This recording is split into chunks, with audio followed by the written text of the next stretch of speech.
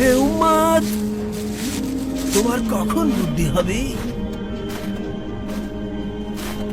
পাগল আমি নাকি তুমি? হ্যাঁ, আমি তো নিজেকে বুদ্ধিমান বলে মনে করি।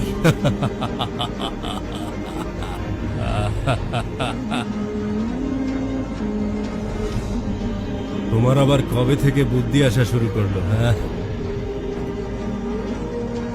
কারণ আমি জানি তোমার এই প্রসাদ অস্থায়ী আর এই কবর স্থায়ী, তাই আমি একে আবাদ করছি।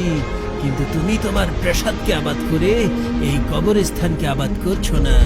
তাই তুমি আবাদী স্থান হতে অনাবাদী স্থানে যেতে চাইছো না, অথচ তুমি জানো সেই স্থানে তোমাকে যেতেই হবে। এই কবরগুলোতে এসে আমি ডাক দিয়ে জিজ্ঞাসা করেছি, সম্মানিত লাঞ্ছিত রাজ কোথায়? রাজত্বের কারণে দাম্ভিক ব্যক্তিগণ আজ কোথায়? কোথায় আজ অহংকারী প্রশংসিত ব্যক্তিগণ? হারুন, তোমার এই কাজগুলো কি পাগলামো নয়? ওয়াল্লাহি তুমি সত্য বলেছ।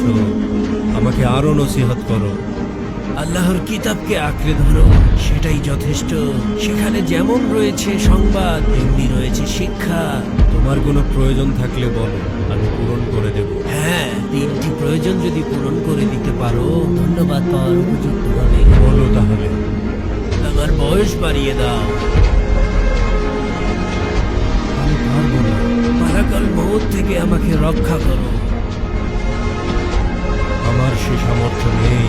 আমাকে জান্নাতে প্রবেশ করাও, জাহান্নাম থেকে